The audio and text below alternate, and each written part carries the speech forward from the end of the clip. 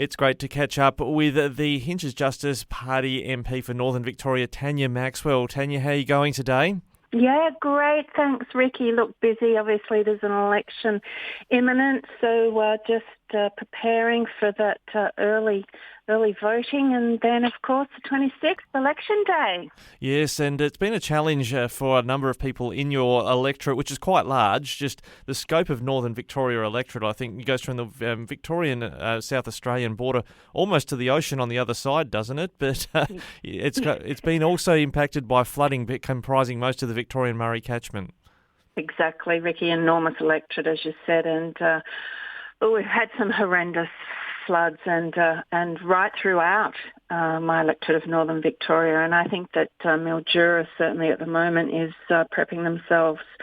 I have been able to get out and about a little bit. I put off many trips because of the flooding, but to see the impact that they've had is just absolutely devastating. And, I've spoken to many farmers who have said if their house burnt down tomorrow, they'd be insured, but because of where they live, flood insurance is just too far out of their reach to be able to financially sustain that. So, look, it's absolutely horrendous. The roads were shocking.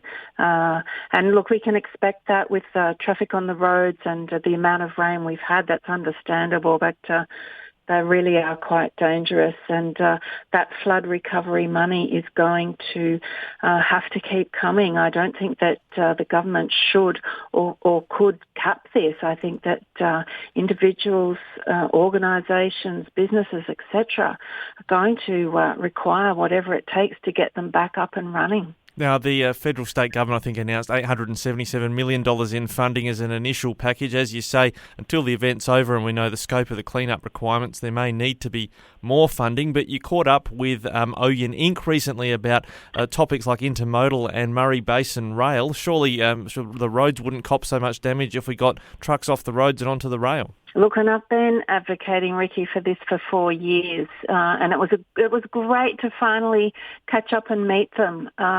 We've spoken many times on Zoom and over the phone and via emails and things. So, look, you're right. Murray Basin Rail project is absolutely pivotal to getting some of these trucks off the road and getting our food, our grains, etc. We've got to get produce back onto rail. And when we look at your title for the party, Darren Hinch's Justice Party, a lot of your topics are about the criminal justice system and community safety. One of them that you're highlighting is also the drug driver roadside testing. What was the reason you made a push for that, and how much has that increased while you've been in office? Yeah, look, thanks, Ricky. It's something that I've always been passionate about, and it's been driven by the number of fatalities on our roads and the high number of people who actually have drugs in their systems, which is contributing to those fatalities. So when I found out that your local general duties police officer does not have access to drug testing kits, I found that absolutely astounding. And we know that if somebody is pulled over by a general duties officer and they blow zero for alcohol, but the police may suspect that they are actually adversely affected by something other than alcohol, they cannot do a drug test.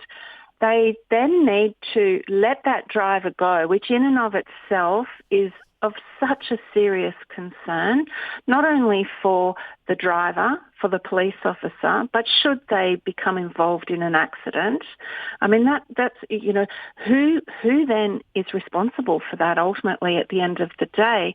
But they can call traffic management unit, so TMU, but they have to actually see them driving. They can't come and do that drug test on them while they're pulled over. Now, I find that to be absolutely astonishing, and I think that it contributes to our communities not feeling safe knowing that. And then you've got people, I guess, if they do get caught, and you're saying there's more testing as a result of some of your advocacy, they do get caught. It can be a wake-up call for them in the sense that they may end up in court. You've been pushing for a drug court in Mildura, which I imagine would service the wider sort of northwest Victorian region. What is a drug court, and why do you think we need one? Thanks, Ricky. Look, it's a court that can offer outreach services and supports and can allow the magistrate to mandate some of those services that the offender who is presenting before a magistrate then has to engage in. So things like drug and alcohol rehabilitation centres, we need to see those. What we want is a victimless society, and in order to gain that, we have to ensure that for people who are addicted to drugs, we've got to have those services there at a time when they really need them. We know that those opportunities can be very minimal. So when somebody makes that decision or they're before a magistrate in court and they are told, you have to go there, we have to have the services available, and currently we often don't. Now, speaking of services available in that context of drug and alcohol rehabilitation more broadly in health, we're seeing a bit of a bidding war in the electorate of Mildura for a new publicly funded hospital. What have you been hearing in the electorate about health services and the availability, say, of doctors across northern Victoria? Look, they're incredibly difficult to find. They're difficult to attract. They're difficult to recruit. And I would say the number one issue is housing. Even if you can recruit these staff and GPs in particular, where do we house them? So that's one issue that's creating that barrier. This is a conversation I had with Ouyen Inc. They're concerned that their Mallee Health will go under Mildura's hospital, and they, have a health sector which is providing great outcomes for that community. I think one of the other things is being able to retain staff. That's something else that is really difficult. So there's many contributing factors to this health sector and why we are not able to have GPs at our hand. And I guess finally, just on the subject of ambulances, I know you've been an advocate on this, some pretty concerning statistics about the response rates. No criticism of ambulance services themselves, but it's just really, it comes down to funding and availability for them to get to the community when they've got an emergency. It does, absolutely, Ricky. Look, we certainly, if we were to break this down, we need more boots and wheels on the ground where we live, particularly in our rural and regional areas. When people phone for an ambulance, they want an ambulance. The other thing that we've seen is the performance data for July-September quarter showed the service on average got to a code 1 call-out patient inside its 15-minute target in only 2 of the 27 local councils in my electorate. It's not safe.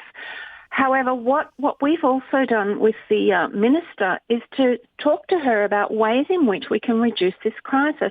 We're seeing ambulances being ramped, which means that they're not available to attend those Code 1 call-outs. But we've got to be able to keep people in the home. We've got to reduce that high level of crisis that are seeing people in our hospitals. And now, looking at the candidates you've got running, Darren Hinch himself, the party that is named after him, he's running for you as one of the upper house candidates, I think, in the Melbourne area. Do you have any candidates in the lower house? We do, but not in regional and rural areas. So, unfortunately, no. But I do have a fantastic running partner, John Heron, who, of course, his daughter, Courtney, was murdered. So he is my running partner for Northern Victoria, which I'm so proud to have him on board. Yep, so people looking to vote Darren Hinch's Justice Party need to look for you on the Legislative Council ticket on November 26 or beforehand at early voting. One above the line. All right, thanks, Tanya Maxwell, for joining us today on Flow. I really appreciate it. My pleasure, Ricky. Take care, and hello to all your listeners. Thanks for having me.